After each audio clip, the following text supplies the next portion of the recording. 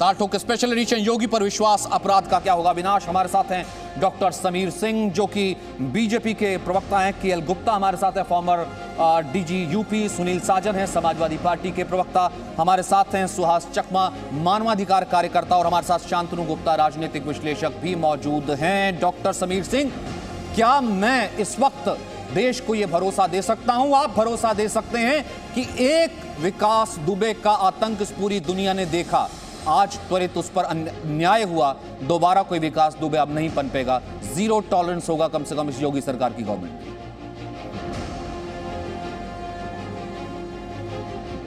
के साथ कह सकता हूं कि उत्तर प्रदेश के अंदर आदरणीय योगी जी जब से बने हैं 2017 से उत्तर प्रदेश के अंदर अपराध का नामूद हुआ है, अपराध खत्म, और उत्तर प्रदेश की जनता ने अपराध को भगाने का काम किया है, अपराध खत्म करने का काम किया, और आदरणीय योगी को समर्थन देकर 2019 की लोकसभा जिस प्रकार का प्रचंड बहुमत दिया, ये बताया कि आदरणीय जी की नीति, आदरणीय योगी जी के विकास का कार्यक्रम, योगी जी के लाइन ऑर्डर है तो उत्तर प्रदेश की जनता पसंद कर रही है, इसकी बड़ी योगी जी के साथ है।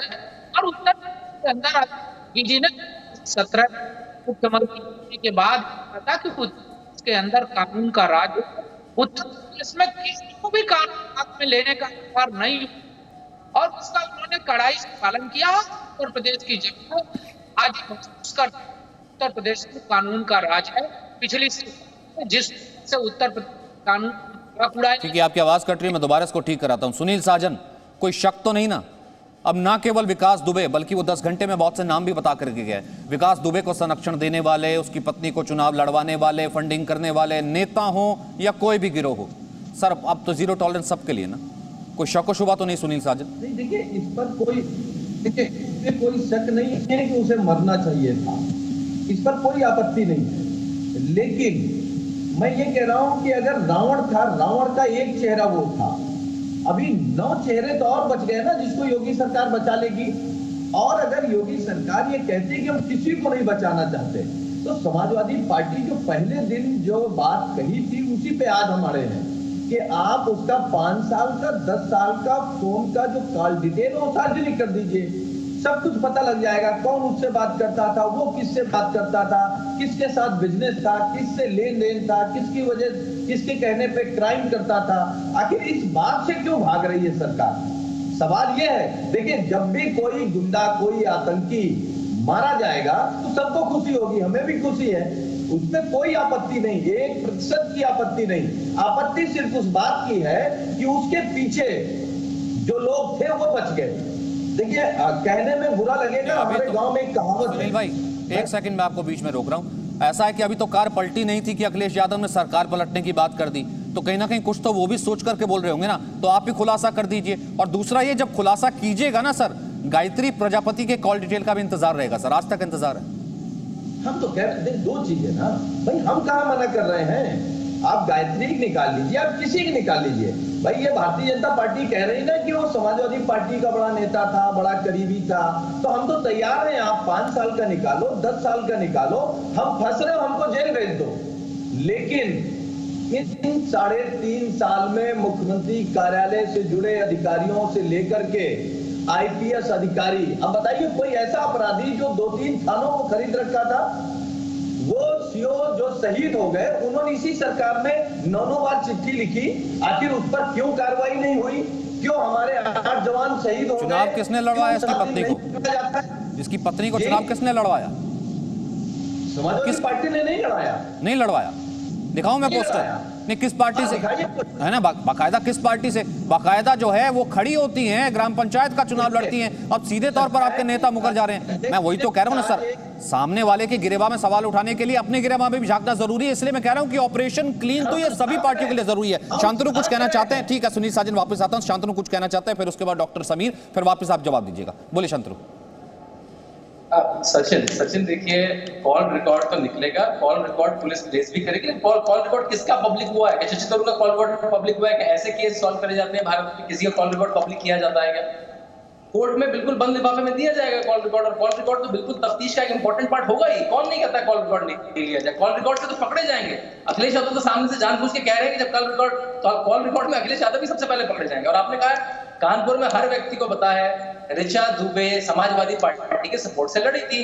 जिला पंचायत का चुनाव बहुत बार टिकट सिंबल पे नहीं होता है, सचिन आपको भी पता है, लेकिन वहां पे पार्टी का पूरा सपोर्ट होता है। पूरे कानपुर में पोस्टर लगे, हर बच्चा जानता है। आप अगर कानपुर के लोगों से मांगेंगे वो आपको 100 फोटो प्रोवाइड कर देंगे। तो देखिए, सामने से मुकर जाना सोल्यूशन नहीं है कि सामने से आप बिल्कुल मना करते हैं। हमें देखना है कि विकास दुबे बना कैसे? मुख्तार अंसारी, अफजल अंसारी, अतीक अहमद, फूलन देवी, गायत्री प्रजापति, इनको पाला किसने? देखिए सचिन, हमें देखना है समाज की तरह, मीडिया की तरह किसके साथ खड़ा होना चाहते हैं। हम एक ऐसी सरकार के साथ खड़ा होना चाहते हैं जिसने विकास दुबे को विकास दुबे बनाया, या हम ऐसी सरकार के साथ खड़ा होना चाहते हैं जिसने विकास दुबे को वहां पहुंचाया, वो कैसे भी पहुंच जाता, फांसी तो उसको मिलनी नहीं। लेकिन शांतनु 3.5 साल तो यही विकास दुबे सरकार में भी था ना, खुला तो वो भी घूम रहा था ना। उस रात को तो 8 तो उसने भी मार दिए ना भाई। अगर एनकाउंटर हुआ, अगर हम ये कह रहे हैं त्वरित न्याय, अगर हम कह रहे हैं कि इंस्टेंट जस्टिस, लेकिन ये तो तब हुआ ना जब हमने 8 को खो दिया भाई। अगर पनपा ही नहीं होता तो कम से कम 8 को खोया नहीं होता। और सुभाष चकमा, आपको लगता है कि जीरो टॉलरेंस होनी चाहिए? सर, ऐसे लोगों को भी बचाया जाना चाहिए, ऐसे लोगों की भी कोर्ट खुलनी चाहिए, ऐसे लोगों का भी कोई मानवाधिकार होना चाहिए जिन्होंने उन सीईओ या फिर बाकी पुलिस वालों का कोई मानवाधिकार नहीं देखा, पॉइंट ब्लैंक से गोली मारी और काट तक दिया।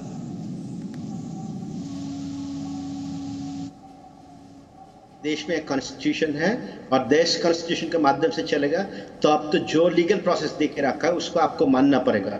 जैसे मोदी जी ने कहा था कि कॉन्स्टिट्यूशन भारत का सबसे बड़ा होली बुक है, जिनको मान के सबको चलाना पड़ेगा। तो लेकिन इस प्रोसेस में एक क्वेश्चन उठता है कि अगर हर केस में अगर हम अफजल गुरु और जो कसाब जैसे बंदे को इंटरोगेट करके डिटेल्स निकाल के लोगों के सामने लेके आ सकते थे, इसमें क्यों नहीं लेके आ सकते थे? तो लेके आ तो रहे थे, अब ये पुलिस पे गोली चलाने लगे, भागने लगे, तो क्या करें सर? पहले 8 मरे थे और मरने देते। ये जो आप कह रहे हैं, लेकिन लोगों के बीच में अगर आप जाके पूछते हैं, हर आदमी पूछेगा कि ये जो एनकाउंटर है कितना प्रोबेबल है। नहीं, मेरे को एक बात बताइए ना सुभाष चकमा साहब, वो भागता फिर रहा था, मारना होता या अगर ऐसे कहीं होता तो पहले मार देते। लोग कह रहे कि उसकी मिली भगत थी। आपको क्यों लग रहा है कि एनकाउंटर फर्जी? मुझे एक बात बताइए ना, आपको क्यों शक नजर आ रहा है इसके ऊपर?